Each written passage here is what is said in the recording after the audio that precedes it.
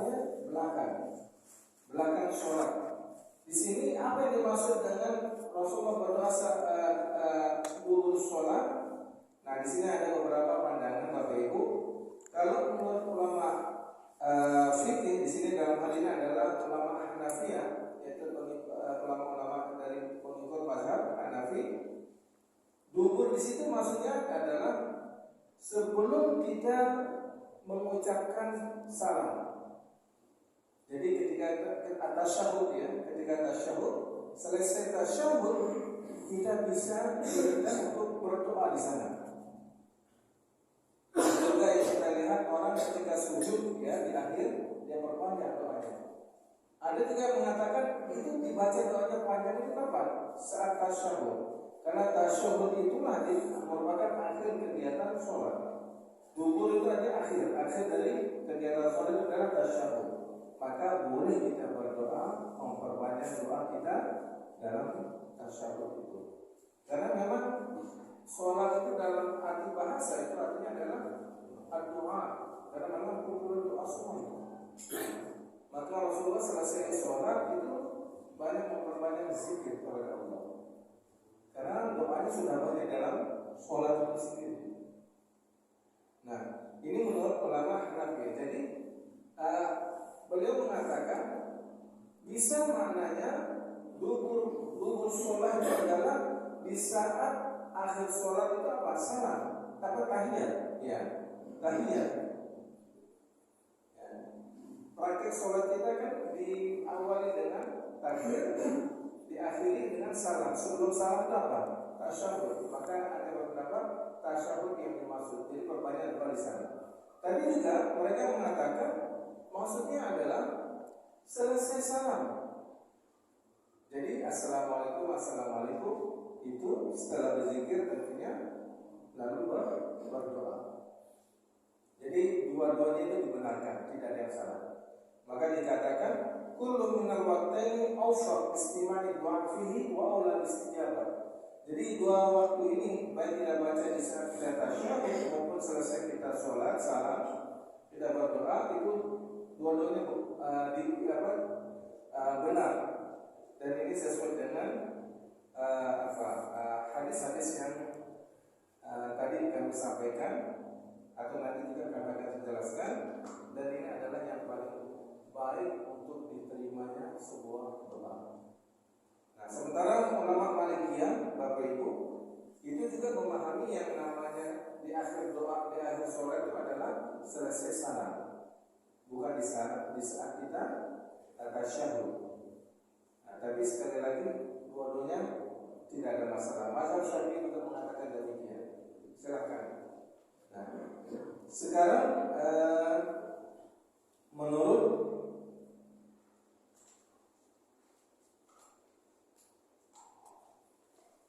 Ibnu Taimiyah mengatakan,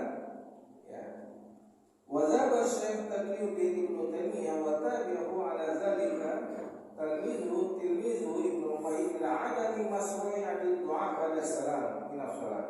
Nah, yang berbeda di sini adalah pendapatnya siapa? Ibnu Taimiyah. Ibnu Taimiyah mengatakan tidak disyariatkan kita berdoa selesai sholat itu. Tidak disyariatkan. Ada masru'iyyati du'a pada salam min as-salat.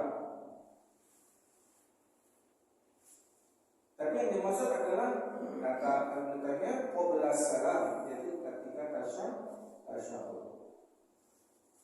Nah, tentu tadi saya menyebutkan pendapat dari mazhab semuanya itu mengatakan dua-duanya boleh dan disyariatkan.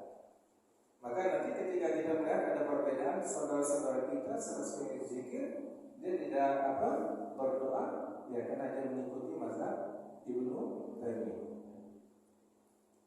Ibnu Taimiyah ulama besar. Kita fatwa ini juga menjadi marji. Nah, paling tidak Bapak Ibu, setelah kita mengetahui ini, ini pendapatnya mazhab sahabat. Dia tidak termasuk mazhab sebenarnya.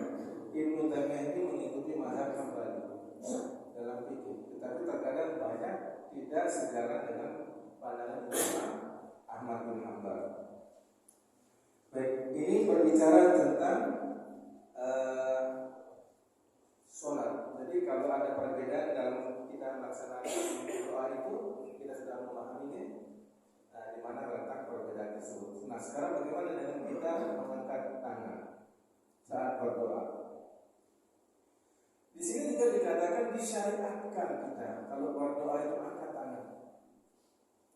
Kan kadang-kadang kita melihat ada yang tidak mengangkat, dia diam saja dalam hati. Nah, di sini dikatakan disyariatkan kita ketika berdoa itu dengan cara mengangkat kedua tangan kita.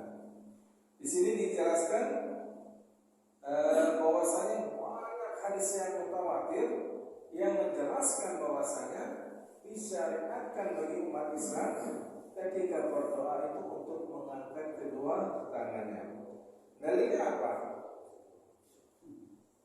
Nah, ini menurut pendapat jumhur ya, mayoritas ulama. Dalilnya wa annahu qasara Rasulullah rabbul yadain fi katsirin min ad-du'a. Rasulullah itu di banyak doa beliau itu kebanyakan mengangkat kedua tangannya. Jadi jangan kita sungkan-sungkan angkat tangan. Kemudian ada juga pernah dialami seorang badui datang ke masjid. Di saat itu Rasulullah sedang berada di mana? Berada di mimbar. Ya. Kemudian dia mengatakan, ini terjadi di hari Jumat ya. Datang orang badui, banyak sekali dalilnya. Kemudian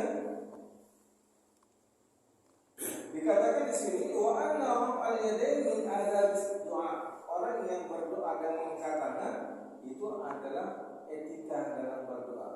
Nah, ada yang menarik ini Bapak Ibu dalam penjelasan sebuah hadis bahwasanya Rasulullah itu ketika berdoa itu untuk kebaikan, ya, mohon pertolongan, maka Rasulullah itu meletakkan tangannya seperti ini. Tetapi ketika Rasulullah beristiazah, memohon perlindungan dari Allah ketika berdoa, maka tangannya dibalik. Inilah yang kita lakukan di saat kita sholat subuh. Ada yang begini sampai akhir Allahumma fa'alna bala langsung balik. Itu dasarnya apa? Karena kita sedang beristiazah, mohon perlindungan kepada Allah dari ancaman bala. Tapi ada juga yang ikut seperti biasa. Ya artinya minta supaya di dunia dan di akhirat semuanya ini dijauhkan. Tapi ini ada kejadian Bapak Ibu. Ini yang nakal ini, ada suami nakal. Dibawa istrinya pergi umroh. Lalu dia berkata, Umi, kalau Abi nanti berdoa di depan Multazam, aminkan ya. Apa katanya? Aminkan ya. Iya, Abi kata sang istri. Taat ya. Ternyata sang istri, sang suami berdoa di depan Multazam. Ini kalau Multazam Bapak Ibu, orang kalau berdoa pasti makbul. Rupanya istri ini juga paham rupanya di situ. Istrinya itu ketika mendengar suami berdoa, apa dia bilang? Allahumma zawwijni marratain, ya wanita aku 2 kali. Nah, lalu istrinya mengatakan amin. Senang suaminya, tapi dia tidak lihat tangannya begini. Dia tidak lihat tangannya jadi balik ini. Ya. Maka selesai suaminya berdoa, kata suaminya, tadi Umi, Abi dengar mengaminkan doa Abi, benar Abi. Tapi tangan Umi begini, itu masalah. Berarti itu kepada Allah, jadi kepada suaminya. Tapi ditolak itu ya Allah. Jangan sampai kami mendapatkan. Nanti ibu-ibu, kalau ada suami berdoa, pakai tiba-tiba pakai bahasa Arab yang biasa bahasa Indonesia, hati-hati. Siap-siap saja tangannya dulu. Ya, ini sambil canda ibu-ibu ini. Selama kita semuanya termasuk orang yang ISIS. Ikatan suami istri satu.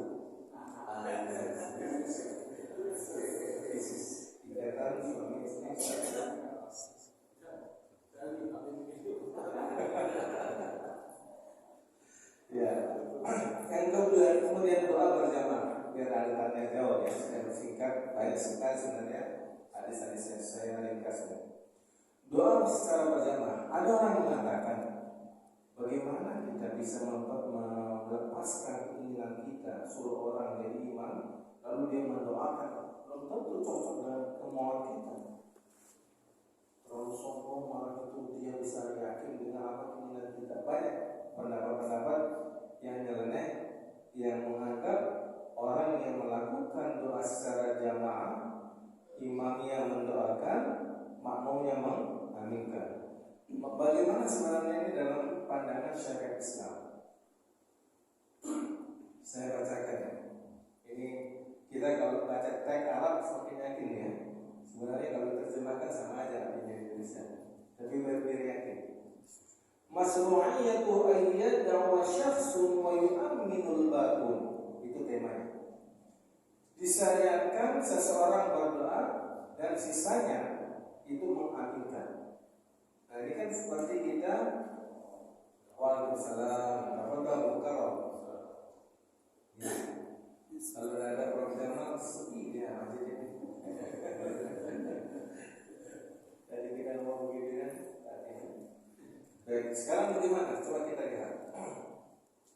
Waqafuri dan fi zalika ahadits wa asar.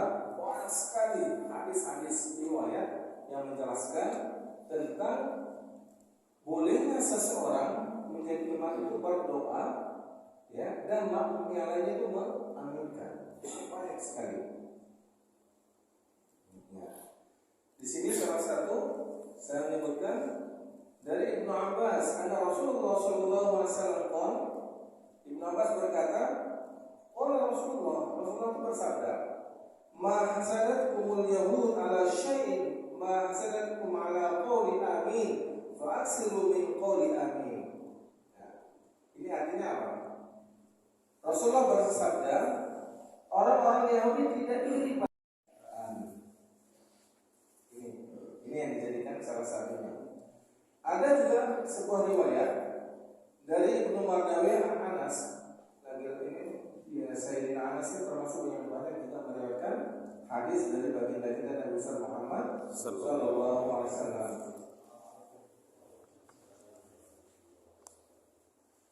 Nah, kalau saya terjemahkan ya, aku diberikan amin dalam sholat, ya. Dan ketika berdoa, wa inda doa lam yu'ti ahadun qabli, dan ketika doa, jadi Allah memberikan kepadaku, kata Rasulullah, amin ketika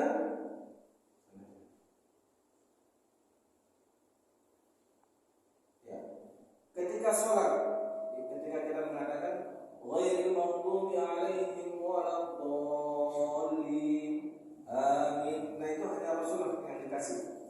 Oh itu, aku diberikan amin fi sholat ketika kita membaca surat Al-Fatihah.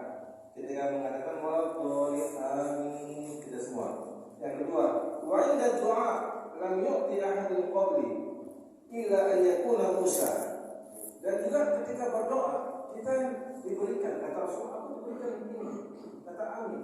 Artinya dibolehkan kita mengatakan amin ketika berdoa yang tidak diberikan kepada Nabi satupun sebelum itu kecuali Musa, katanya. Karena Musa yad'u wa Harun yu'minu. Nah, di situ dikatakan Musa berdoa dan saudaranya Harun mengaminkan. Karena itu sabda Rasul, akhiri doa kamu dengan amin, fa innallaha yastajibu lakum. Niscaya Allah akan menerima semua permohonanmu. Nah, ini juga menyatakan apa? Ada yang berdoa, ada yang mengaminkan. Masih banyak nih hadis-hadis Bapak Ibu yang mana itu semuanya menunjukkan apa? Disyariatkannya kita berjamaah dalam berdoa. Imam berdoa, kita mengaminkan. Nah ini satu yang terakhir saja, ini baik sebenarnya ya. Ad-da'i dari Ibnu Abbas juga marfu'an. Kalau marfu' itu berarti langsung dari Rasul ya. Ad-da'i wal mu'aminu syarikani fil ajri. Orang yang berdoa dan orang yang mengaminkan doa itu dua syarikat yang mendapatkan pahala. Dua-dua mendapatkan pahala. Wal qari wal mustami, orang yang baca Quran dan yang mendengarkan sama-sama dapat pahala. Wal alim wal muta'allim, orang yang ahli, orang yang berilmu dan orang yang diajarkan ilmu itu dua-duanya mendapatkan pahala. Masih banyak, ya. Saya banyak nggak saya sebut di sini banyak sekali. Artinya kalau kita berjamaah jangan kita langsung berdiri karena ada syariat yang banyak riwayat yang menjelaskan kita mengaminkan doa saudara kita. Nah, memang nanti dalam jadi imam itu benar-benar dipahami doanya. Rata-rata kita kan kalau jadi imam bacaan doa itu bahasa Arab semua. Maka jangan sampai salah dalam masalah domir. Umpamanya kita jadi imam, Rabbighfirli wal walidayya, jangan. Karena itu hanya doa berdirinya, harus kita mengaminkan amin, atau mengaminkan imamnya aja. Maka imam juga harus memahami karena dia bersifat pemimpin, maka doanya bersifat umum. Rabbighfir lana wa liwalidayna atau wa liwalidina, ya silakan. Itu dari sisi kaidah semuanya dibenarkan. Tapi jangan kita berdoa untuk diri sendiri.